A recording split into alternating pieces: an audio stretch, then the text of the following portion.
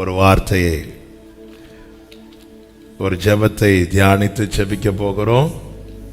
கடந்த 5 நாட்கள் தாவீதின் ஜெபத்தை தியானிக்க கர்த்தர் கிருபை செய்தார். இந்த 6வது நாள் தாவீதை கொஞ்சம் விட்டா போயிட்டே இருக்கும். ஆமென், ஹல்லேலூயா. கொஞ்சம் ஜீசஸ், ஆமென், ஹல்லேலூயா, ஆமென். இன்னைக்கு நம்ம ஆசாவின் ஜெபம், ஆசா ஒரு பாடலை எல்லாரும் சேர்ந்து பாடி நாம் தியானிக்கலாம். லேசான காரியம் எதுவும் லேசான லேசான காரியம் எதுவும் லேசான காரியம். பலமுள்ளவன் பலனற்றவன், பலமுள்ளவன் பலனில்லாதவன், யாராயிருந்தாலும் உதவிகள் செய்வது என் இயேசுவுக்கு. ஹல்லேலூயா. லேசான ஜீசஸ் எதுவும் லேசான. ஓ மண்ணை பிசைந்து மனிதனை படைப்பது அப்பா. மண்ணை மனிதனை படைப்பது ஆமென். மண்ணான மனிதர்க்கு மன்னாவை தருவது லேசான காரியம். மண்ணான மனிதர்க்கு மன்னாவை தருவது லேசான காரியம். என் இயேசுவுக்கு சொல்லுங்க. பலமுள்ளவன் பலமுள்ளவன் பலனற்றவன், பலனில்லாதவன், யாராயிருந்தாலும் ஆமென். லேசான காரியம் என் இயேசுவுக்கு. ஹல்லேலூயா. கற்பாறை போல கடல் மேல் நடப்பது ஆமென். கற்பாறை போல கடல் மேல் நடப்பது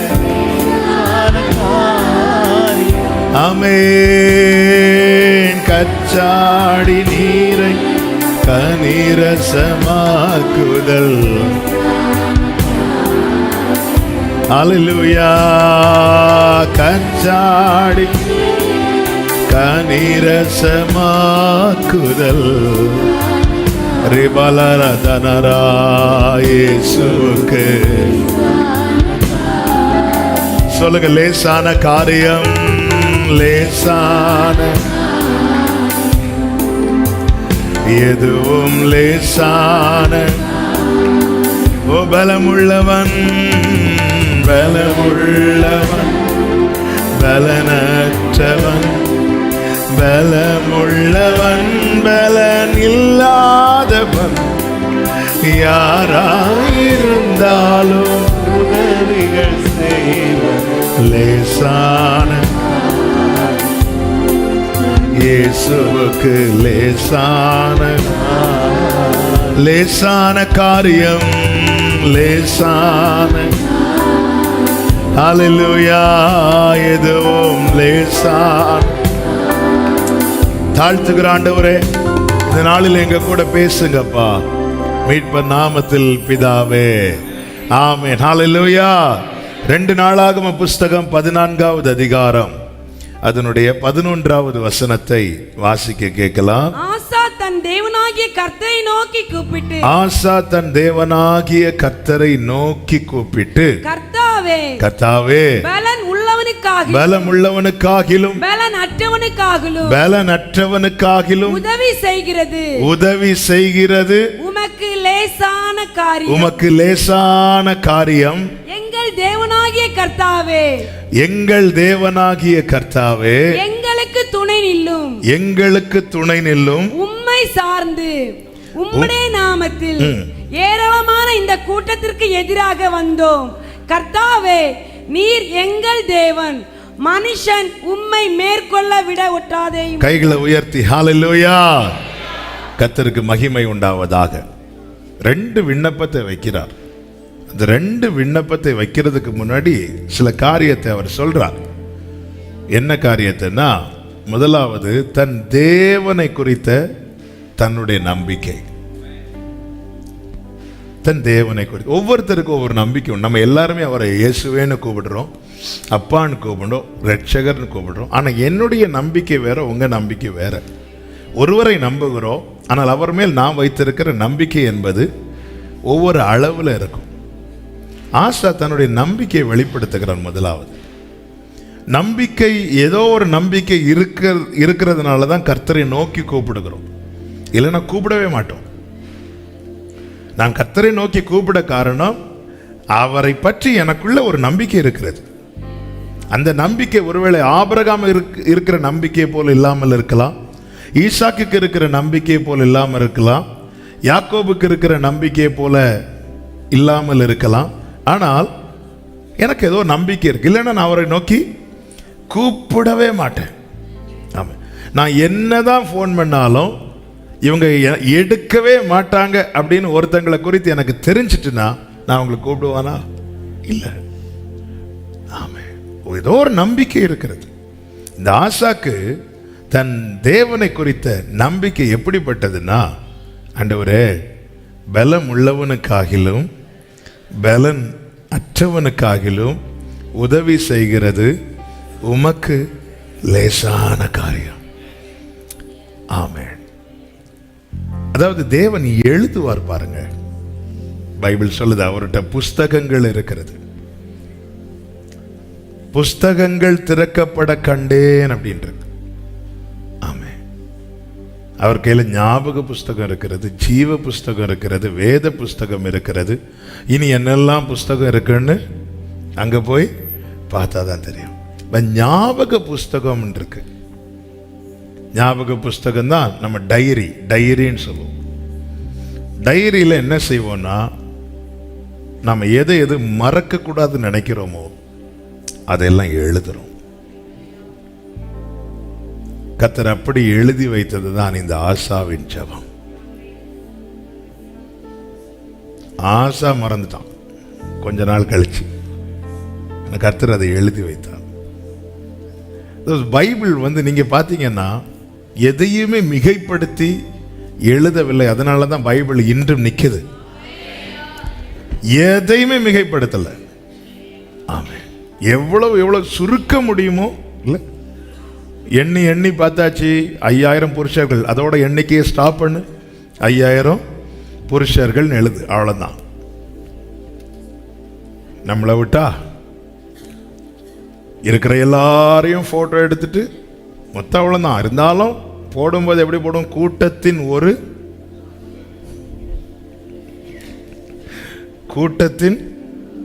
ஒரு பகுதி. ஆமாம். அதனால தான் இது ஆண்டவர் சொல்லுகிறார், வேதத்தின் மகத்துவங்களை அவர்களுக்கு எழுதி கொடுத்தேன். அவர் கொடுத்திருக்கிறார். ஹல்லேலூயா.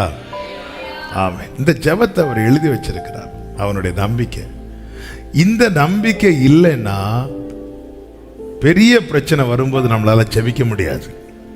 சின்ன காரியத்துக்கு ஜெபம் பண்ணுவோம், லைட்டா ஜலதோஷமா சளியா ஜெபம் பண்ணுவோம், தலைவலியா ஜெபம் பண்ணுவோம், கொஞ்சம் சிவியரா போச்சா எடு வண்டிய. இதெல்லாம் ஜெபத்தில் வச்சிட்டு இருக்க கூடாது. இவ்வளோ இங்கே பாருங்க, நீங்கள் படிச்சிங்கன்னா தெரியும். எத்தியோப்பியனாகிய சேரா இவர்களுக்கு விரோதமாய் 9வது வசனம். அவர்களுக்கு விரோதமாக எத்தியோப்பியனாகிய சேரா 10 லட்சம் பேர்கள் சேர்ந்த 10 லட்சம் பேர்கள் சேர்ந்த சேனையோடு 300 ரதங்களோடும் புறப்பட்டு வருகிறான். இந்த நேரத்துல தான் எதிர்கொண்டு போய் ஆசா என்ன செய்கிறான்னா, கர்த்தரை நோக்கி என்ன சொல்றான்னா, முதலே சொல்லிட்டாரு, ஆண்டவரே நான் நம்புறது என்ன அப்படின்னா, பலம் உள்ளவனுக்காகிலும் பலனற்றவனுக்காகிலும் உதவி செய்கிறது உமக்கு லேசான காரியம். அதாவது எனக்கு உதவுறதுக்கு என்கிட்ட இது இல்லையே என்ற ஒரு காரியத்தை நீங்க முன்வைக்க மாட்டீங்க. எனக்கு ஒண்ணுமே இல்லைனாலும், அதாவது கீழே விழுந்து ஒருத்தர் லைட்டா விழுந்தவனை ஈஸியா தூக்கி விடலாம், காரணம் அவனுடைய சப்போர்ட்டா இருக்கும். ஆமே, எழும்பவே முடியாதவனை தூக்கணும்னா நம்முடைய ஃபுல் சப்போர்ட் இருந்தா மட்டும்தான் தூக்க முடியும். லைட்டா விழுந்தவங்களை கை கொடுத்தாலே போதும், அவங்க கையை பிடிச்சு எழும்பிடுவாங்க. பலம் உள்ளவர்களை தூக்கி விடுவது என்பது ரொம்ப எளிது. ஜஸ்ட் நம்ம ஒரு சப்போர்ட் பண்ணாலே போதும், அவங்க எழும்பிடுவாங்க. ஆனா பலவீனவர்களை அவங்க எழும்ப முடியாது, நம்ம தான் தூக்கி விடணும். அதனாலதான் ரொம்ப அடிபட்டவங்களை யாரும் சீக்கிரம் கை வைக்க மாட்டாங்க, தூக்கிட மாட்டாங்க, வெயிட் பண்ணி பார்த்துட்டு இருப்பாங்க, ஆம்புலன்ஸ் போன் பண்ணுவாங்க, தூக்க மாட்டாங்க. லைட்டா அடிபட்டு விழுந்தவங்களை உடனே போய் தூக்கி விடுவாங்க. பலம் உள்ளவனுக்கு உதவுவது எளிது.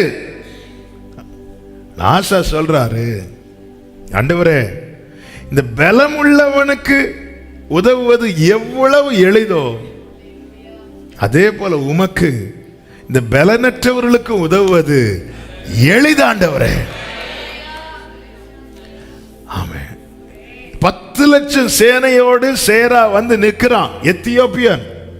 ஆண்டவரே இந்த கூட்டத்துக்கு இவ்வளவு இல்ல, 10ல் எத்தனை பேர் வந்தாலும் இந்த பலனற்ற ஆசாவுக்கு உதவுவது உமக்கு லேசான காரியம்.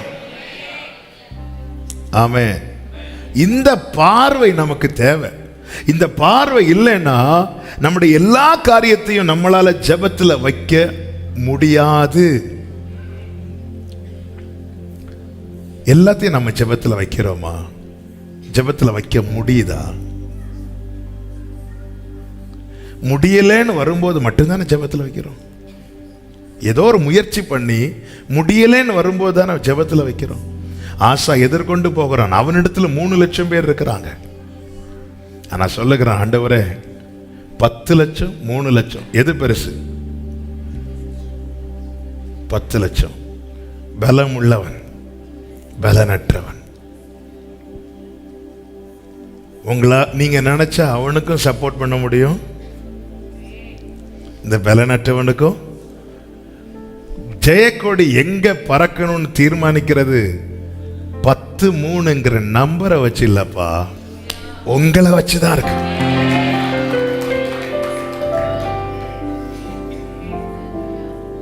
சேரா சேரா தானே சில பேர் சேரா சேரா சேராமலே போவானாக.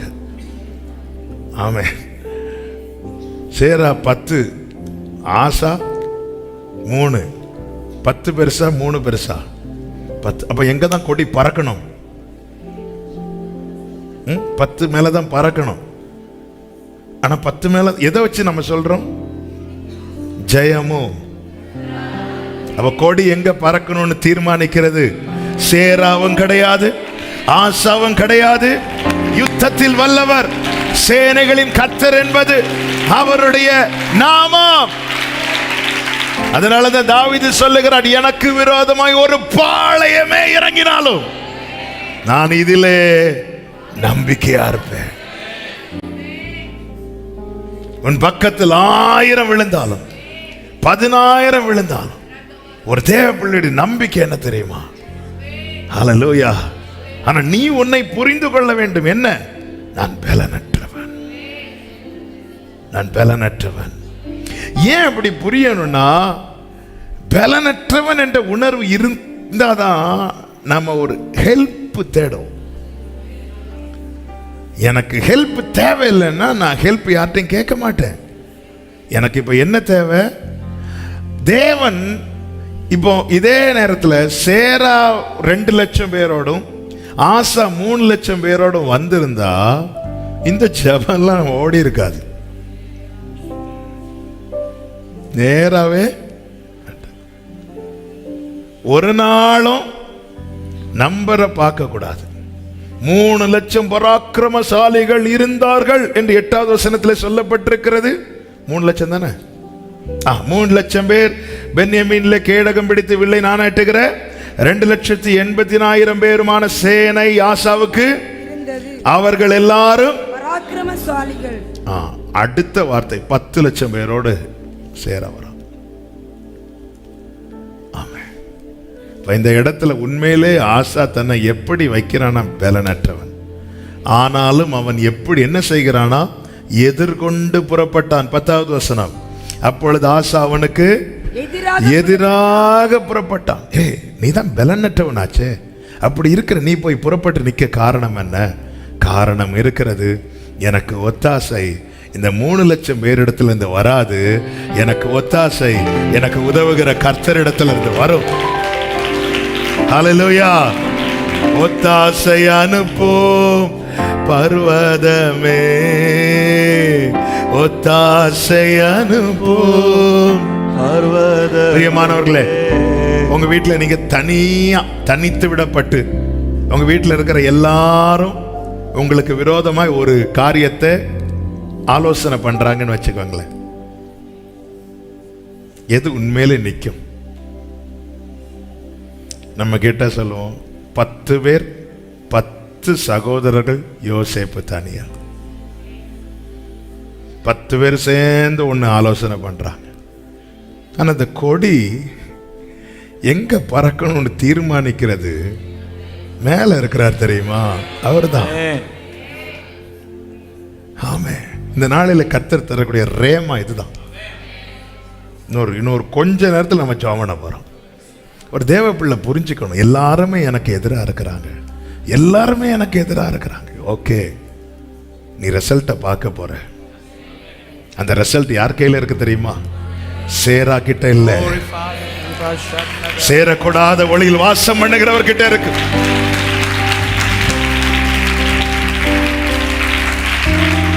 என்னெல்லாம் ஆலோசனை பட்டாங்க. கொடி எங்க பறக்கணும் பாருங்க. ஒரு கிராமமே சேர்ந்து, அப்போஸ்தலர் 14வது அதிகாரம்,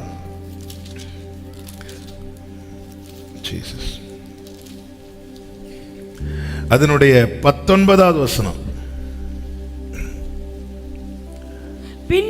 பின்பு அந்தியோகியாவிலும் இக்கோனியாவிலும் இருந்து சில யூதர்கள் வந்து ஜனங்களுக்கு போதனை செய்து பவுலை கல்லறிந்து, ஒரு கூட்டம் வந்து பவுலை கல்லறிந்து அவன் மரித்து போனான் என்று எண்ணி அவனை பட்டணத்துக்கு வெளியிலே இழுத்து கொண்டு போனார்கள். அடுத்த வசனம். சீசர்கள் அவனை சூழ்ந்து நிற்கையில் அவன் எழுந்து பட்டணத்திற்குள் பிரவேசித்தான். ஒரு ஊரே சேர்ந்து கல்லெறிந்து செத்துட்டான் அப்படி நினைச்சிட்டான். கல்லெறிகிறதே கொல்லுறதுக்கு, அவங்க பார்வையில் செத்துட்டான். பட்டணத்துக்குள்ளே இழுத்து கொண்டு போட்டாங்க. அவன் எழுந்து பட்டணத்துக்குள்ள பிரவேசித்தான். ஊரே சேர்ந்து கல்ல அடிச்ச பிறகும் ஜெயம் அவங்களுக்கு, கல்லெறிந்தவங்களுக்கு கிடைக்கல. கொடி இன்னும் பவுல் மேலதான் பறந்துட்டு இருக்கு. முன்னாடி நிக்கிற சேராவையும் 10 லட்சத்தையும் பார்க்காதீங்க, என் மேல் பறந்த அவர் கொடி நேசமே. ஜெயம் யாருக்கு கிடைக்க போகிறது என்பதை தீர்மானிக்கிறவர் ஜெயபலமானவர், இஸ்ரவேலின் ஜெயபலமானவர். இப்போ ஒரு போராட்டம் இருக்கு, இப்போ ஒரு நெருக்கம் இருக்கு, இப்போ ஒரு பிரச்சனை இருக்கு. ஓகே, பிரச்சனை இருக்குது. ஆனா அந்த கொடி யார் மேல பறக்க போகுது? அது தீர்மானிக்கிறவரிடத்துல ஒத்தாசையை தேடுங்க. தேவனுக்கு கூடும். ஹல்லேலூயா, ஹல்லேலூயா. ஒருவன் துரத்த 1000, 2 பேர்னா 10,000. எப்படிங்க 2 பேர் 10,000 பேரை துரத்த முடியும்? அந்த இடத்துல தான் கர்த்தர் நிற்கிறார். ஜெயமோ கர்த்தரால் வரும். இப்போ சேரா 10 லட்சம் பேரோடு நிற்கிறான், இங்கே ஆசா கொஞ்சம் பேரோடு நிற்கிறான். சரி, எப்படி ஃபைட் நடந்துதான் ஆகும். ஆண்டவரே, இதுல வெற்றியை தீர்மானிக்கிறது ஆசாவும் கிடையாது, சேராவும் கிடையாது, கர்த்தர். கர்த்தர். எனவே ஒரு தேவ பிள்ளை எந்த ஒரு காரியம் தலைக்கு மேல போகிற பிரச்சனையாகட்டும், நீங்க எப்படி ஆண்டவர்கிட்ட சொல்லணும்னா, ஆண்டவர் இது உமக்கு லேசான காரியம். சீஷர்கள் ஆண்டவரிடத்துல வந்து இந்த வனாந்திரத்தில் எப்படி கிடைக்கும்னு வனாந்திரத்தை பெருசா சொன்னாங்க. வனாந்திரத்துல இயேசுவை பெருசா சொல்லுங்க, ஆனா வனாந்திரத்தை பெருசா சொன்னாங்க. அதனால ஜனங்களை அனுப்பி விடுங்க. நம்ம இயேசுவின் இடத்துல எதை பெரிதாய் பேசிக் கொண்டிருக்கிறோம்? ஹல்லேலூயா, ஆமென். இயேசுவோடு இருந்து பாருங்க. எதெல்லாம் நமக்கு இயேசுவுக்கு முன்னாக நின்று நிறைய சொல்லிட்டு இருக்கிறோம், இயேசுவின் பக்கத்தில் நின்று பாருங்க, எதெல்லாம் பெருசா தெரிஞ்சது அதெல்லாம் ஆமென். கீழே நின்று பார்க்கும்போது நிறைய பெருசா தெரியும். ஒரு 3வது மாடி 5வது மாடி அப்படி 10வது மாடிக்கு மேல போயிருந்து பாருங்க, நிறைய சின்னதா இருக்கும். ஃப்ளைட்ல போய் பாருங்க, சின்னதா இருக்கும். பெரிய லாரி எல்லாம் இன்னும் மேலே போனா ஒண்ணுமே தெரியாது. கொஞ்சம் தூரம் போகும்போது பெரிய லாரி எல்லாம் பிள்ளைங்க இப்படி இழுத்து விட்டு விளையாடுவாங்க, தெரியுமா? அப்படிதான் தெரியும். ஆனா இங்க அந்த லாரியை பார்த்தாலே நெஞ்சு பொக்கு பொக்கு. அதுவும் பழைய ஒரு லாரி உண்டு தெரியுமா, முகத்தை எப்படி வச்சுட்டு வரும், அது பார்த்தாலே நமக்கு. அதெல்லாம் கொஞ்சம் மேலே போய் பார்த்தீங்கன்னா, பத்ம தீவில் தனியா நின்று பார்க்காத, அவர் மார்பில் சாய்ந்திருந்து பார், அவர் தான் பெருசா தெரியும். இது உமக்கு லேசான காரியம். இந்த நம்பிக்கை நமக்கு இல்லைன்னா இன்னைக்கு நாம சந்திக்கிற காரியத்தை நம்மளால ஜெபத்தில் வைக்க முடியாது. வருவோம், வந்து உட்கார்ந்துருப்போம், ஜெபிக்கணும்னு உட்கார்ந்துருப்போம், அதுதான் ஓடிட்டு இருக்கும். இந்த வனாந்திரம், இந்த மனுஷங்க இப்படிதான் ஓடிட்டு இருக்கோம். ஐயோ 10 லட்சம் பேர், 10 லட்சம் பேர். ஆண்டவரே, இது உமக்கு லேசான காரியம். பலமுள்ளவன் பலனற்றவன், பலமுள்ளவன் பலனில்லாதவன், யாராயிருந்தாலும் உதவிகள் செய்வது லேசான காரியம் என் இயேசுவுக்கு. அதனால எனக்கு சப்போர்ட்டா யாருமே இல்லையே, எல்லாருமே எனக்கு எதிர் டீம்ல தான் இருக்கிறாங்க. ஆமென். தாவீது அதனால தான் சொல்றார்ல, ஆண்டவரே, என் சத்துருக்கள் எவ்வளவாய் பெருகி இருக்கிறார்கள், எனக்கு விரோதமாக எழும்புகிறவர்கள் நீரன் கேடகம். நீங்க இருக்கிறீங்க, அதனால கொடி என் மேலதான் பறக்கும். இன்னைக்கு உங்க இருதயத்தை சொல்ல ஆரம்பிக்கட்டும்.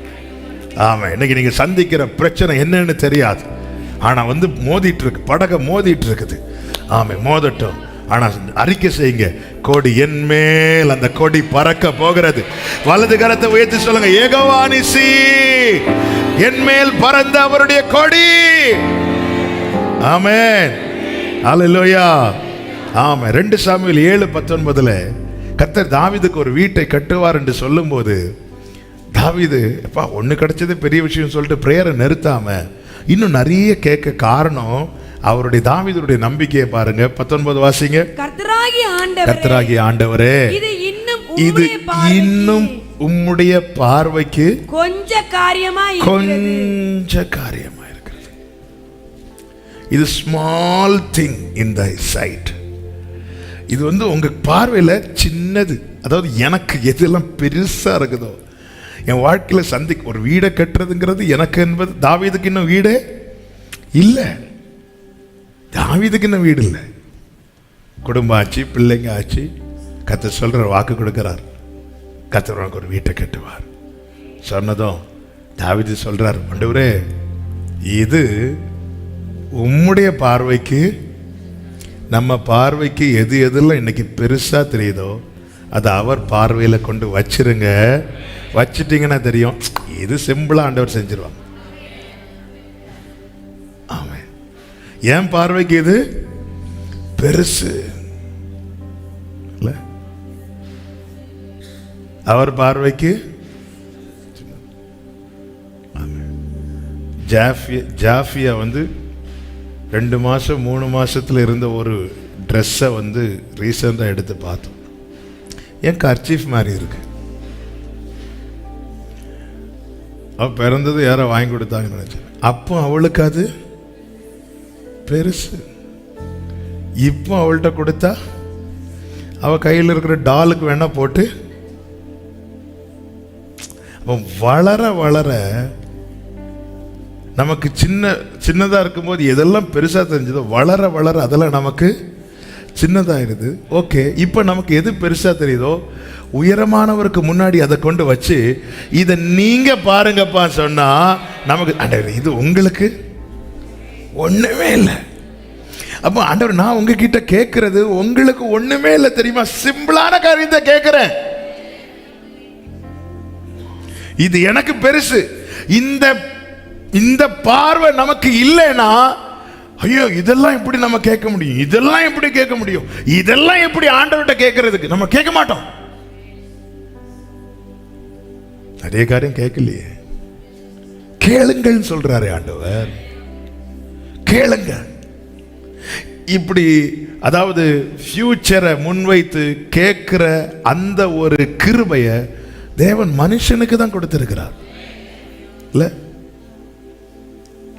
ஆமா. காகம்லாம் கூடு கட்டதை பார்த்திருக்கிறீங்களா? எப்படி கூடு கட்டும்? சின்ன சின்னதா சின்ன சின்ன கம்பெல்லாம் எடுத்து கொண்டு வந்து கூடு கட்டும். எத்தனை வருஷமா பார்த்துட்டு இருக்கிறோம். இப்போ ஏதாவது சரி கொஞ்சம் சல்லி கொஞ்சம் மணல் இதெல்லாம் கொண்டு வந்து ஏதாவது வீடு கட்டி எங்கேயாவது ஏன் இல்லை? அப்படி கடந்து யோசிக்கிற திறனை அதுக்கு கர்த்தர் கொடுக்கல. சரிப்பா எல்லாம் அட்வான்ஸ் ஆயிடுச்சு, அங்க இருந்து கொஞ்சம் மணல் எடு, இங்க இருந்து எடு, பாஸ்டர் கூட்டு கல்ல போடு. ஆனா நம்ம ஒரு காலத்துல ஓலையெல்லாம் வச்சு கட்டி இல்லை, நாட்கள் தாண்ட தாண்ட இல்லை. ஒரு நாள் 2 சகோதரர்கள் வானத்தை பார்த்துட்டு இருக்கும்போது பறவைகள் பறந்துட்டு இருக்கு. இது பறக்குதுன்னா நாம ஏன் பறக்க முடியாதுன்னு சொல்லி ட்ரை பண்ணாங்க. ஃப்ளைட்டு பறக்குது.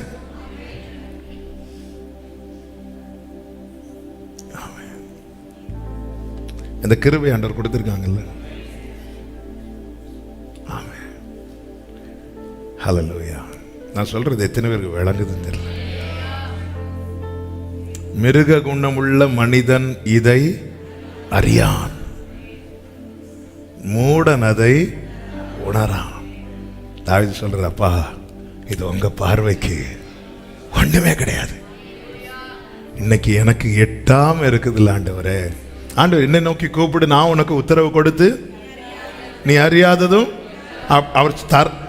அவர் தர உத்தரவே நமக்கு எட்டாதது. நமக்கு எட்டாததுனால நமக்கு என்ன செய்யல, விளங்க மாட்டேங்குது.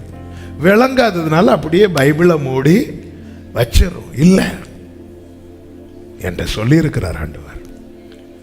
ஆமா, இது இவ்வளவு பெரிய காரியம். எஸ், என் பார்வைக்கு இது பெருசு, ஆனா என் அப்பா பார்வைக்கு இது ரொம்ப சின்னது. அப்ப இந்த ஒரு பார்வை நமக்கு இல்லைன்னா நம்மளால எதுவும் கேட்க முடியாது. நம்ம கேட்கிறதே நம்முடைய கெப்பாசிட்டிக்கு நம்முடைய திராணிக்கு உட்பட்டு தான் கேட்டுட்டு இருக்கிறோம். நீ என்ன கூப்பிடுங்கிறார், என்கிட்ட கேளுன்னு சொல்லல, அப்புறமா கேளு. முதல்ல என்ன கூப்பிடும் போது நான் உனக்கு உத்தரவு கொடுப்பேன். நான் உனக்கு கொடுக்கிற உத்தரவுல தான் உன் ஃபியூச்சர் இருக்கிறது. அது உனக்கு அறியாதது, அது உனக்கு எட்டாதது. ஆனால் இதோ நாட்கள் வரும் என்று கர்த்தர் சொல்லுகிறார். அப்பொழுது இஸ்ரவேல் குடும்பத்துக்கும் யூதா குடும்பத்துக்கும் சொன்ன நல் வார்த்தைகளை நிறைவேற்றுவேன். ஹல்லேலூயா. இப்ப நான் சொன்ன வசனங்கள் எல்லாம் எரேமியா 33 இருக்கிறது, வீட்டில் போய் படிச்சுக்கோங்க. அப்ப அப்ப இந்த ஒரு பார்வை வேணும் ஆண்டவரை குறித்து. ஒரு பிரச்சனை வருதா, இது ஆண்டவருக்கு லேசான காரியம். ஒரு தேவை வருதா, இது ஆண்டவருக்கு லேசான காரியம். பலமுள்ளவன் பலனற்றவன், பலமுள்ளவன் பலன் இல்லாதவன் யாராயிருந்தாலும். ஹல்லேலூயா ஹல்லேலூயா ஹல்லேலூயா ஹல்லேலூயா ஹல்லேலூயா. ஜீசஸ் என் இயேசுவுக்கு. அப்போ இந்த நம்பிக்கையை வச்சு ஆசாப் கேட்ட முதல் ஜெபம் என்ன தெரியுமா? எங்கள் தேவனாகிய கர்த்தாவே, எங்களுக்கு துணை நில்லும். 14-11 2 நாளாகும். எங்களுக்கு தேவனாகிய கர்த்தாவே, எங்களுக்கு துணை நில்லும், எங்களுக்கு துணை நில்லும். ஆமென். அப்போ இந்த இடத்துல யார் ஜெயிக்கணுங்கிறத தீர்மானிக்கிறது நீங்க யார் பக்கத்துல நிக்கிறீங்களோ அங்கதான் இருக்கு. நீங்க யார் பக்கத்துல நிக்கிறீங்களோ அவங்க ஜெயிப்பாங்க. பலமுள்ள சேரா அங்க நிக்கிறான், பலனற்ற ஆசா இங்க நிக்கிறான். நீங்க நினைச்சா யாரையும் ஜெயிக்க வைக்க முடியும். நீங்க நினைச்சா யார் மேலையும் அந்த ஜெயக்கொடியை பறக்க விட முடியும். ஆண்டவரே, நீங்க எனக்கு துணையாக நில்லுங்கப்பா. ஆமென். சேரா அப்படி சோமன்ல, ஆசா அப்படி சோமன்னா. சேரா தன் சேனையை நம்பினான், ஆசா சேனைகளின் தேவனை நம்பினான். உன்னை எதிர்கொள்றதுக்கு முன்னாடி ஒரு தேவ பிள்ளை தேவனுடைய துணையை, அவருடைய ஒத்தாசையை தேடுவது அவசியம். இந்த நாளிலே நாம் கற்றுக்கொள்ளுகிற முதல் ஜெபம் என்ன அப்படின்னா, எந்த ஒரு காரியத்தை எதிர்கொள்வதற்கு முன்னே ஒரு தேவனுடைய பிள்ளை தேவனுடைய ஒத்தாசையை, உதவியை தேடுவது அவசியம். நான் சந்திக்கிற பிரச்சனையை விட என்கிட்ட இருக்கிற பணம், என்கிட்ட இருக்கிற பொருட்கள், என்கிட்ட இருக்கிற பலம் பெருசுன்னு சொல்லிட்டு தேவனுடைய ஒத்தாசையை தேடுவதை விட்டு விடாதே. எரிகோவை தேவனுடைய ஒத்தாசையை தேடினதுனால இஸ்ரவேலருக்கு ஜெயிக்க முடிந்தது. ஆயி பட்டணம் ரொம்ப சின்னது, தேவனுடைய ஒத்தாசையை தேடாம போனாங்க, தோற்று விட்டு வந்தார்கள். ஒரு தேவ பிள்ளை நன்றாய் புரிந்து கொள்ள வேண்டும். இன்னைக்கு சேரா பலமுள்ளவனாய், ஆசா பலவீனமாய் இருக்கலாம். ஆனால் நாளைக்கு ஒருவேளை ஆசா பலமுள்ளவனாய் எதிர்கொள்ளுகிற இன்னொரு பிரச்சனை பலவீனமாய் இருக்கலாம். இதெல்லாம் நம்ம பார்த்துக்கலாம். நம்முடைய வாழ்க்கையை திரும்பி பார்த்தாலே நாமே சாட்சி தானாங்க. எதெல்லாம் ஈஸியாக ஹேண்டில் பண்ணலாம் நினச்சி அசதியாய் அசால்ட்டா விட்டோமோ அங்கே தான் நாங்கள் விழுந்தோம். ஆமென். அத்தனை 1000 பெலிஸ்தியர்களை கொன்று போட்ட சிம்சோன், இவ என்ன செய்ய போறான்னு சொல்லிட்டு அசால்ட்டா ஒருத்திட்ட விட்டு கொடுத்தான். பார்த்தீங்களா, அங்க விழுந்துட்டால. தேவனுடைய எந்த ஒரு சின்ன காரியமோ பெரிய காரியமோ குடும்பத்தை பிடிச்சிட்டு போறாங்க. இப்ப தாவீது கூட 600 பேர் இருக்கிறாங்க. தாவீது என்றார், பரவாயில்ல 600 அப்படி இல்லை. தாவீது ஆண்டவர்கிட்ட கேட்கிறேன், நான் போலாம் ஆண்டவரே. அந்த ஒத்தாசையை நாடணும், ஒத்தாசையை நாடணும். கர்த்தர் கூட இருக்கணும். பவுல் பாருங்க, பவுலுடைய வாழ்க்கை ஊழிய அனுபவத்தில் பவுலுடைய சாட்சி எப்படி இருக்கிறது என்றால் 2 தீமோத்தேயு 4வது அதிகாரம் 16 முதல் நீங்க படிச்சீங்கன்னா தெரியும். 2 தீமோத்தேயு 4:14 முதல் 16 முதல், நான் முதல் விசை உத்தரவு சொல்ல நிற்கையில் ஒருவனும் என்னோட கூட இருக்கவில்லை, எல்லாரும் என்னை கைவிட்டார்கள். இதுதாங்க பவுலுடைய, அதாவது ஓட்டத்தை முடிகிற டைம்ல எழுதின நிருபம் அது. கடந்து வந்த பாதையை திரும்பி பார்க்கும்போது எல்லாரும் உண்டு, ஆனா என் கூட யாரும் இருக்கல. என்னுடைய ஒவ்வொரு சூழ்நிலையில ஒவ்வொருத்தங்க கைவிட்டாங்க. மொத்தத்துல திரும்பி பார்த்தா சாட்சி என்ன, எல்லாரும் என்னை கைவிட்டார்கள். சொல்லிவிட்டு அவங்க நாசமா போகட்டும் அப்படி சொல்லல, அந்த குற்றம் அவர்கள் மேல் சுமராதிருப்பதாக. ஏன்னா அடுத்து ஒரு சாட்சி இருக்கிறது. அடுத்த வசனம், கர்த்தரோ எனக்கு துணையாக நின்று என்னாலே பிரசங்கம் நிறைவேறுகிறதற்காகவும் புறஜாதியார் எல்லாரும் கேட்கிறதற்காகவும் என்னை பலப்படுத்தினார், சிங்கத்தின் வாயிலிருந்தும் நான் ரட்சிக்கப்பட்டேன். ஈஸி ஆண்டவருக்கு. எங்க இருந்தா? சிங்கத்தின் வாயிலிருந்து ரட்சிக்கப்பட்டேன். சிங்கம் எவ்வளவு பிளான் பண்ணி ஆண் கடிச்சு கவும் போது ஆண்டவர் தள்ளு விடு, கர்த்தர் துணை நின்றால், கர்த்தர் துணை, அதனாலதான் துணை அவருடைய. ஆமென் ஜி, ஹல்லேலூயா. துணை வேண்டும் தகப்பனே, என்னை எதிர்க்கும் சக்திகள் துணை. என்ன கேட்கிற அன்பு சகோதரா சகோதரி, நல்ல கவனமா கேளுங்க. எந்த ஒரு காரியத்தையும் அவருடைய ஒத்தாசையை நாடாமல் எதிர்கொள்ளாதிருங்கள், எதிர்கொள்ளாதிருங்கள். ஆமென். நீரே ஆனால் நான் இறங்கி வர உத்தரவிடும், இல்லைன்னா நான் இங்கே இருந்துரு ஆண்டவரே. இதுதான் பேதுரு. நீரே ஆனால். ஆமென். உங்க கூட கடல்ல நின்னாலும் எனக்கு நம்பிக்கைப்பா, ஏன்னா நான் மூழ்கினால நீங்க தூக்கி விடுவீங்க. நீரே ஆனால். நீங்க இல்லைன்னா என்ன கூப்பிடாதீங்க. நீங்க இல்லதான் மோசே சொல்றார், உங்க சமூகம் என்னோடு கூட வரலன்னா என்ன இங்க இருந்து கொண்டு போயிடாதீங்க. துணை கேளுங்க, எனக்கு துணையா வாங்க. எந்த ஒரு காரியத்துக்காக, எந்த ஒரு காரியத்தை எதிர்கொள்வதற்கு முன்னும், எந்த ஒரு காரியத்தை சந்திப்பதற்கு முன்னும் ஒரு தேவ பிள்ளை தேவனுடைய துணை, தேவனுடைய ஒத்தாசை கேட்கணும். என் கூட வாங்க. மகன் எகிப்தில் இருக்கிறான் என்று அறிந்தும் எகிப்துக்கு போகாமல் யாக்கோபு பேர்சபாவுக்கு போக காரணம் என்ன? தேவனுடைய துணையை நாடுகிறான். ஆண்டவர் சொல்கிறார், நானும் உன் கூட வரேன். அப்பொழுது அவன் புறப்பட்டு எகிப்துக்கு போகிறான். அதனாலதான் மகன் யோசேப்பை ஆசீர்வதிக்கும் போது சொல்றார், அப்பா உனக்கு துணையா இருப்பார்னு சொல்லல. அப்பா கொஞ்ச நேரத்தில் கண்ணை மூட போறார், ஆனால் உன் தகப்பனுடைய தேவன் உனக்கு துணையா இருப்பார். ஹல்லேலூயா. அவராலே.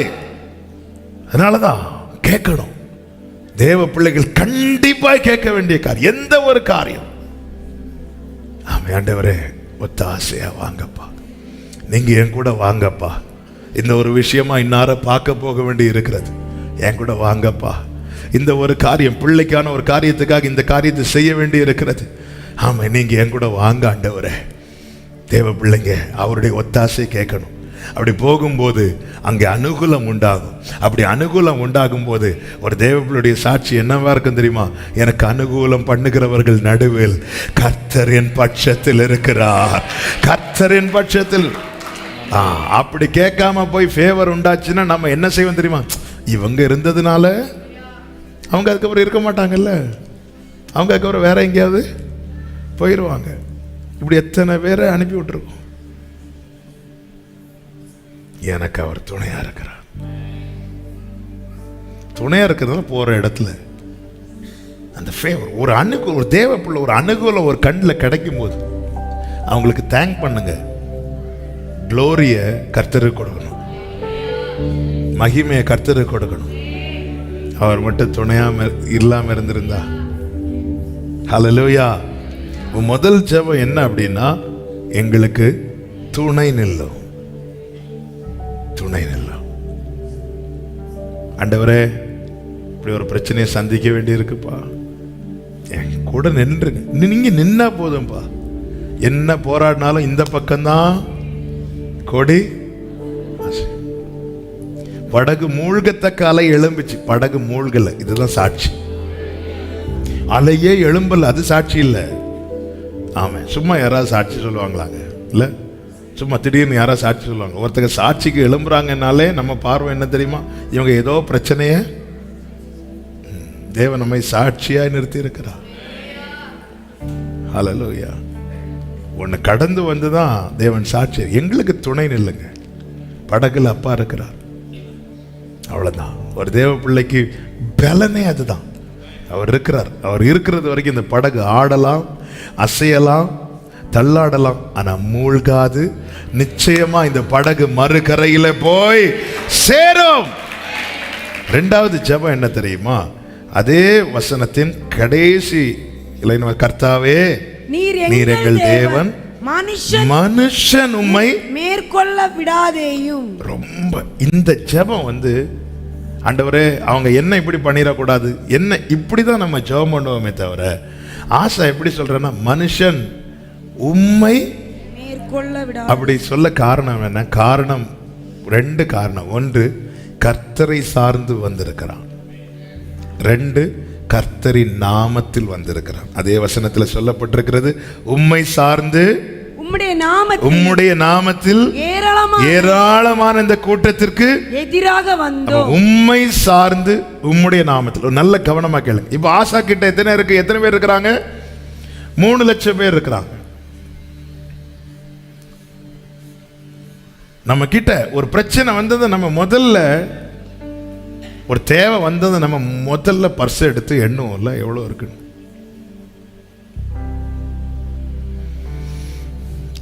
ஆசா சொல்ற, ஆண்டவர் என்கிட்ட இருக்கிற 3 லட்சம் பேரை சார்ந்து நான் வரல, உம்மை சார்ந்து. எவன் ஒருவன் கர்த்தரை சார்ந்து கொள்ளுகிறானோ அவனை தோற்காமல் பார்ப்பது கர்த்தருடைய பொறுப்பு. உம்மை சார்ந்து. அடுத்து, ஒரு ராஜா வருகிறான் என்றால் அவன் தன்னுடைய நாமத்தில் தான் வருவான். நீங்க பழைய ஸ்டோரி எல்லாம் படிச்சிருக்கும் போது ராஜாக்கள் வாராங்கனாலே அவங்க நாமத்தை சொல்லி, ராஜா நீடோழி வாழ்க, யூதாவின் ராஜா ஆசா வருகிறான் என்றால் சேனை யுத்தத்துக்கு ரெடியா இருக்கிறது. இப்பொழுது ஆசா வரும்போது கண்டிப்பா அந்த ராஜாவின் நாமத்தை சொல்லி வாழ்க என்று சொல்லும் போது ஆசா ஸ்டாப் பண்ணிட்டான். நிறுத்துங்க, என் பேர்ல போனா ஒருத்தன் கூட வீட்டுக்கு திரும்பி போக முடியாது. ஜெயம் வேணுமா? வெற்றி வேணுமா? ஆரோக்கியம் வேணுமா? சமாதானம் வேணுமா? வேற எந்த நாமத்தையும் சொல்லாதிருங்கள், இயேசுவின் நாமத்தை சொல்லுங்கள். ஹல்லேலூயா. நல்லா புரிஞ்சுக்கோங்க, நம்முடைய ஜெபத்தில் கேட்கிற காரியம் எதை சார்ந்து கேட்கிறோம்? பாபேல் கோபுரத்தை தங்களுக்கு பெயர் உண்டாக கட்டினார்கள். கர்த்தர் பார்த்து அதை தாறுமாறாக்கி போட்டாராம். ஆண்டவரே, நான் ஏன் நாமத்தில் வரல, நான் வேறொரு நாமத்தில் வரல, உம்மை சார்ந்து உமது நாமத்தில் வந்திருக்கிறதுனால மனுஷர் உம்மை மேற்கொள்ள விடாதையும், உம்மை மேற்கொள்ள விடாதையும், மனுஷர் உம்மை மேற்கொள்ள விடாதையும். ஹல்லேலூயா. சிம்பிளா சொல்லணும்னா, ஆண்டவரே 3 லட்சம் வீரர்கள் என் பின்னாடி மறைஞ்சிருக்கிறாங்க, நான் உங்க பின்னாடி மறைஞ்சிருக்கிறேன். ஹல்லேலூயா. ஆண்டவரே, மனைவி பிள்ளைங்கன்னு ஒரு குடும்பம் என் பின்னாடி மறைஞ்சிருக்கிறாங்க, நான் அவங்களையும் சேர்த்து உங்க பின்னாடி மறைஞ்சிருக்கிறேன்ப்பா. மனுஷன் உம்மை மேற்கொள்ள விடாதையும், உங்களை சார்ந்து இருக்கிறேன்ப்பா. பைபிள் சொல்லுது. ஆமென்.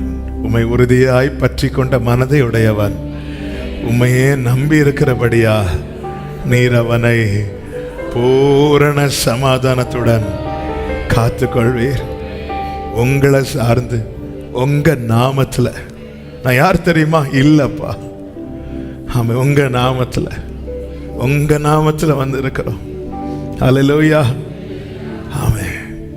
பெயர் புகழ் எல்லாமே இயேசுவின் நாமத்திற்கே. ஆமென். நம்ம வாழ்க்கையில் ஒரு ஜெயம் வரும்போது, ஆமென், ஒரு வெற்றி வரும்போது, யாராவது நம்முடைய நாமத்தை உயர்த்தணும்னு நினைக்கும் போது ஸ்டாப் பண்ணிருங்க. அந்த நாமத்தில் போனதுனால தான் ஜெயம் கிடைச்சது, அந்த நாமத்தில் போனதுனால தான் வெற்றி கிடைச்சது, அந்த நாமத்தில் போனதுனால தான் பின்னாடி இருக்கிற 3 லட்சம் பேரை ஆசாவின் நாமத்தை சொல்ல ஆசா அனுமதிக்கவில்லை. எல்லாரும் சொல்லுங்க, என் பேரை சொல்லுங்கன்னு சொல்லிட்டு ஆண்டவர்கிட்ட போய் இப்படி ஜெபம் பண்ண முடியுமா? மனுஷன்ட்ட சொல்லலாம், சாட்சியா வேணா சொல்லலாம், நாங்க அப்படி ஜெபம் பண்ணோம் கிடைச்சது. ஆண்டவர்கிட்ட ஏமாற்ற முடியுமா? அதனால அவரை சார்ந்து அவர் நாமத்தில் வருவது என்பது எப்படி? எங்களுக்கு அல்ல கர்த்தாவே, எங்களுக்கு அல்ல, உமது நாமத்திற்கே மகிமை வர பண்ணும், எங்களுக்கு அல்ல. ஆமென். 4 பேர் அறியணும், 4 பேர் பார்க்கட்டும். அப்படி அல்ல, என் பேர் 4 பேருக்கு தெரியணும். பாஸ்டர், சர்ச்சுக்கு நான் ஒரு இது வாங்கி தரலாம்னு நினைக்கிறேன். ஓகே, அதுல உபயம்னு போட்டு என் பேரை எழுதிருங்க. அந்த பேரை எழுதி நீங்க வீட்டிலேயே என் நாமம் தரிக்கப்பட்ட என் ஆலயம் என் ஜனங்கள். சில இடத்துல பார்த்தா ஒரே பேராதான் இருக்கும், அவருடைய பேரை மட்டும் பார்க்க முடியாது. யார் நாமத்தை சார்ந்திருக்கிறோம்? நாங்க யார் தெரியுமா? எங்க தாத்தா யார் தெரியுமா? தாத்தாவே தெரியாது. நான் இன்னாருடைய இன்னாருடைய இன்னாருடைய இன்னாருடைய இப்படி வச்சுட்டே இருங்க. நாங்கள் உண்மை சார்ந்து கொண்டு இந்த இடத்துல அப்பா தாவீதுனுடைய வம்சத்துல வந்திருக்கிறேன் ஒண்ணுமே சொல்லல. உண்மை அதாங்க மறைஞ்சிட்டான் அவருக்குள்ள. அதனால என்ன கேட்கிறான்? ஆண்டவரே, மனுஷர் உண்மை மேற்கொள்ளனா, ஆண்டவர் வரான் பார்த்துக்கோங்க, வரான் பார்த்துக்கோங்க. சேரா வந்துட்டான், சேர விடாதீங்கப்பா. ஹல்லேலூயா. ஆண்டவரே என்ன காப்பாத்துங்கப்பா சொல்றது வேற, ஆண்டவரே நீங்க பார்த்துக்கோங்கப்பா. பைபிள் சொல்லுது, அடுத்த வசனம், அப்பொழுது கர்த்தர் அந்த எத்தியோப்பியரை ஆசாவுக்கும் யூதாவுக்கும் முன்பாக முறிய அடித்ததினால். யார் அடித்தாராம்? கர்த்தர் அடித்தார். ஆசா என்ன செய்கிறான்? 13வது வசனம், அவர்களை ஆசாவும் அவனோடு இருந்த ஜனங்களும் கேரார் மட்டும் துரத்தினார்கள். இவங்க என்ன செய்யறாங்க? துரத்துறாங்க. ஏன்னா அங்க அடி விழுந்துட்டு. தாவீது கோலியாத்தை அடிச்சதும் இஸ்ரவேலர்கள் பெலிஸ்தர் என்ன செஞ்சாங்க? துரத்துறாங்க. இவங்க ஓடி துரத்துறத பார்த்தா ஏதோ இவங்க 40 நாள் பம்மி இருந்துட்டு இல்ல, கோலியாத்து வந்து நின்னதும் இவங்கள முதுக காட்டிட்டு ஓடுனாங்க. இப்போ கோலியாத்து விழுந்ததும் ஏ கத்தியேடு ஓடு விரட்டு. அடிச்சது ஃபுல்லா தாவீது. ஆனா துரத்துறது நம்ம அவனை விடக்கூடாது, அவன் ரொம்ப என்ன. அதே மாதிரிதான் இங்க நடக்குது. அடித்தது கர்த்தர், ஆனா ஆசா. ஹல்லேலூயா, ஹல்லேலூயா. கர்த்தர் யுத்தத்தில் வல்லவர், சேனைகளின் கர்த்தர் என்பது அவருடைய நாமம்.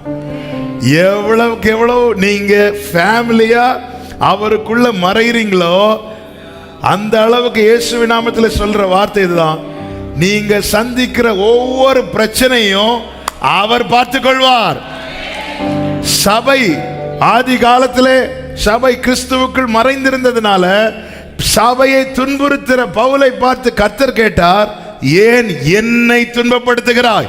அதனால கர்த்தர் சொல்லுகிறார், உன்னை தொடுகிறவன் ஏன் கண்மணியை தொடுகிறான்? சனகரிப்புக்கு சொல்லப்பட்ட வார்த்தை என்ன? நீ யாரை நிந்தித்து தூஷித்தாய்? நீ எசேக்கியாவை நிந்திச்ச நினைக்கிறியா? நீ என்ன தூஷித்திருக்க? ஆண்டவர், மனுஷர் உம்மை மேற்கொள்ள விடாதே. நாங்க உம்மை சார்ந்து உமது நாமத்திலே வந்திருக்கிறோம். இப்ப நீங்க என்ன காரியம்? ஆமா ஆண்டவர், எனக்கு துணையாய் நில்லுங்க. மனுஷர் உம்மை மேற்கொள்ள. சிலர் நினைச்சிட்டாங்க இவனுக்குன்னு கேட்க யாரும் இல்லை, இவன்கிட்ட நன்மையை அபகரித்து வைத்துக் கொள்வோம். எவ்வளவு போராடுறான் பார்ப்போம். ஆண்டவர், மனுஷன் உம்மை மேற்கொள்ள விடாதீங்கப்பா. ஜெபம் பண்ணலாமா? தேங்க்யூப்பா.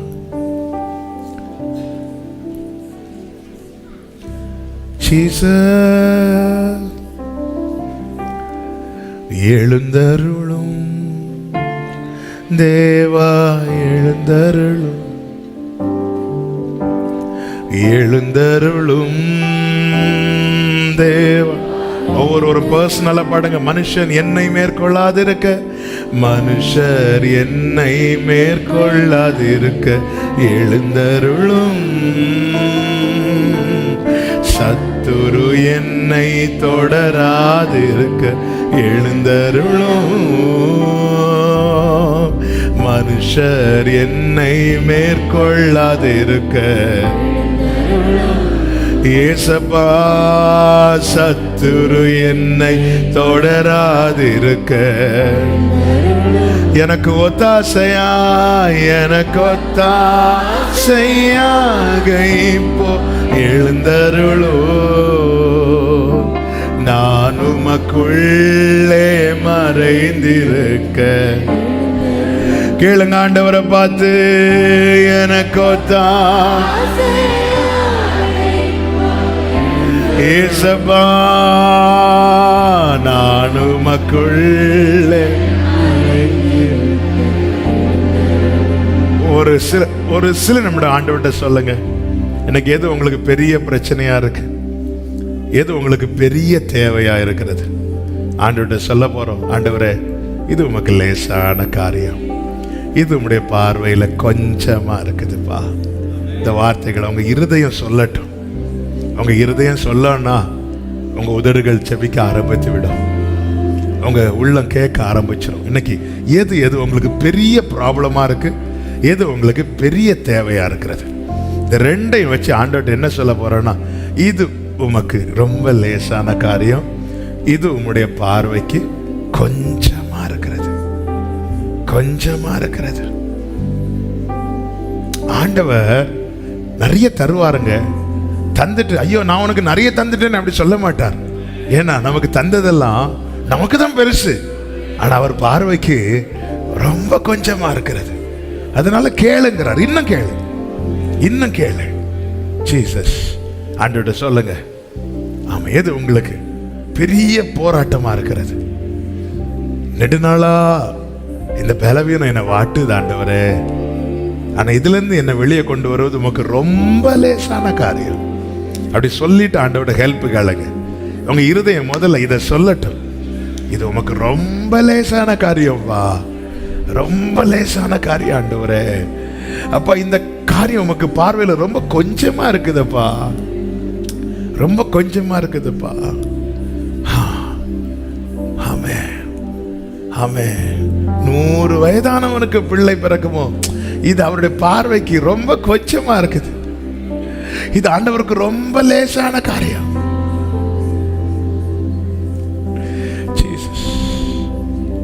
ஜீசஸ் கழுதையை தேடி வந்தவனை தீர்க்க தரிசனம் சொல்ல வச்சார் பாத்தீங்களா?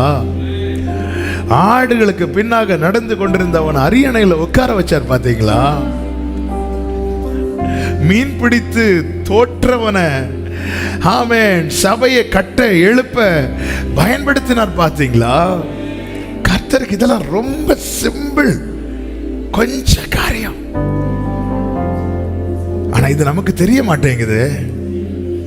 நமக்கு தெரியாததுனால பெரிய பர்வதத்தை ஆண்டவருக்கு முன்னாடி சொல்லிட்டு இருக்கிறோம். இந்த வனாந்திரத்தில் எங்களுக்கு எப்படி கிடைக்கும் ஆண்டவரே? இந்த வனாந்திரத்தில் இல்லப்பா, இது உமக்கு லேசான காரியம். உங்க இருதயம் அப்படி சொல்லிட்டுன்னா இப்ப கேளுங்க ஆண்டவர்கிட்ட, ஆண்டவரே எங்களுக்கு துணையா இல்லை. ஆண்டவர் ஒவ்வொரு சூழ்நிலையில, ஒரு சூழ்நிலையில ஆதரவா இருக்கிறவங்க இன்னொரு சூழ்நிலையில கைவிடுறாங்கப்பா. ஒரு சூழ்நிலையில வந்து நின்று செய்யறாங்க, இன்னொரு சிச்சுவேஷன்ல விலகி போறாங்கப்பா. ஆனா கர்த்தரோ எனக்கு துணையாய் நின்று. ஹல்லேலூயா. எல்லாரும் கைவிட்டது போல கர்த்தரும் கைவிட்டார் என்று பவுல் சொல்லல, சொல்ல முடியல. ஏன்னா கர்த்தர் சொல்ல விடல. எனக்கு துணையாய் நில்லுங்க. 2 கைகளை உயர்த்தி ஆண்டவர்கிட்ட கேளுங்க, எனக்கு துணையாய் நிற்பீராக. நீங்க துணையா நின்னா என் மேல அந்த கொடி பறக்குமே, எங்க வீட்டுல அந்த ஜெய கொடி பறக்குமே. அவனை மேற்கொண்டேன் என்று சத்துரு சொல்லாதபடிக்கு, அவளை மேற்கொண்டேன் என்று சத்துரு சொல்லாதபடிக்கு, அவனை மேற்கொண்டேன் என்று சத்துரு சொல்லாதபடிக்கு, அவளை மேற்கொண்டேன் என்று சத்துரு சொல்லாதபடிக்கு எங்களுக்கு நன்மையாய் துணை நில்லும் ஆண்டவரே. எங்களுக்கு துணை நிற்பீராக. கேளுங்க ஆண்டவர்கிட்ட. சத்துருவின் கொடி அல்ல எங்கள் வீட்டில் பறக்க வேண்டியது, நீர் நாட்டின கொடி, இயேசு என்னும் கொடி, யெகோவா நிசி என்னும் கொடி எங்க வீட்டில் பறக்கட்டும். எங்க சபைகள்ல பறக்கட்டும். எங்களுக்கு நன்மையாய் துணை நிற்பீராக. அவனை மேற்கொண்டேன் என்று சத்துரு சொல்லக்கூடாதப்பா. ஏ பாலரா கபாலரா தனரா ஏடரலரியா தனரமா சேரே ஏரே பாலரா பக்கபாலரா தனரா. அவனை மேற்கொண்டேன் என்று சத்துரு சொல்லாதபடிக்கு கேளுங்க கேளுங்க, இந்த வார்த்தையை கேளுங்க, இந்த வார்த்தை இருதயத்திலிருந்து கேளுங்க. அவனை மேற்கொண்டேன் என்று சத்துரு சொல்லாதபடிக்கு எங்களுக்கு துணை நிற்பீராக. ஆண்டவரே, தாவீதை அவனிலும் பலவானுடைய கைக்கு தப்புவித்தவரே, எங்களுக்கு துணையாய் நிற்பீராக, துணையாய் நிற்பீராக. உம்மை சார்ந்து உமது நாமத்தில் வந்திருக்கிறோம்ப்பா. ஆமா, என்னுடைய கைகளை உயர்த்தி சொல்லுங்க. மனுஷன் உம்மை மேற்கொள்ள விடாதே, மனுஷன் உம்மை மேற்கொள்ள விடாதே, உம்மை மேற்கொள்ள விடாதே. எங்க அடைக்கல நீங்கப்பா, எங்க மறைவிட நீங்கப்பா, எங்கள் ஏசப்பா. ஏரபலரதரா தேவரீர் எழுந்தருளி சியோனுக்கு இறங்குவி.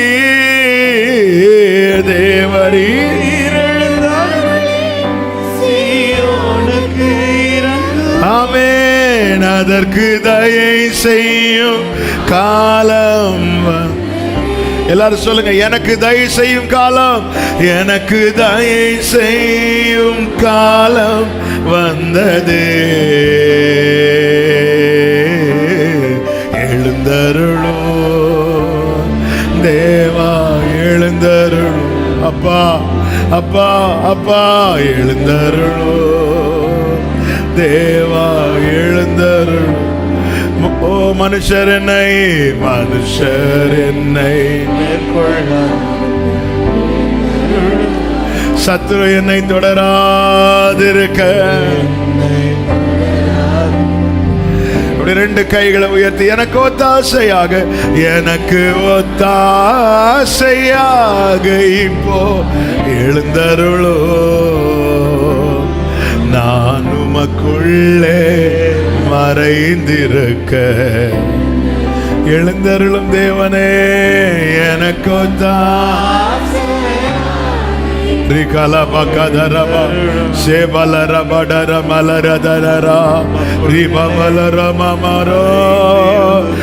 எழுந்தருளோ என் ஆண்டவரே.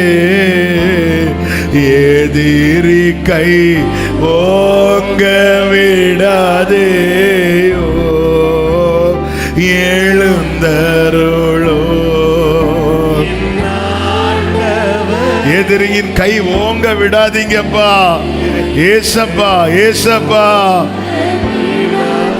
ஆமென். எதிரியின் கை ஓங்க. ஹல்லேலூயா, ஹல்லேலூயா, ஹல்லேலூயா. நம்முடைய கர்த்தராகிய இயேசு கிறிஸ்துவின் நாமத்திலே நமக்கு ஜெயம் தருகிற தேவனுக்கு ஸ்தோத்திரம், ஸ்தோத்திரம், ஸ்தோத்திரம். ஹல்லேலூயா, ஹல்லேலூயா, ஹல்லேலூயா. ஆமென், ஆமென். பரிசுத்த பிதாவே, நன்றியோடு துதிக்கிறோம், ஸ்தோத்திரிக்கிறோம். இந்த நாளிலும் உங்க சமூகத்தில் எங்களை கிருபையாய் அழைத்து கொண்டு வந்தீர். ஆண்டவரை பாட, துதிக்க, ஆராதிக்க, ஜெபிக்க கிருபை செய்தீர். எங்களோடு இடைப்பட்டீரப்பா. ஆமென் தகப்பனே.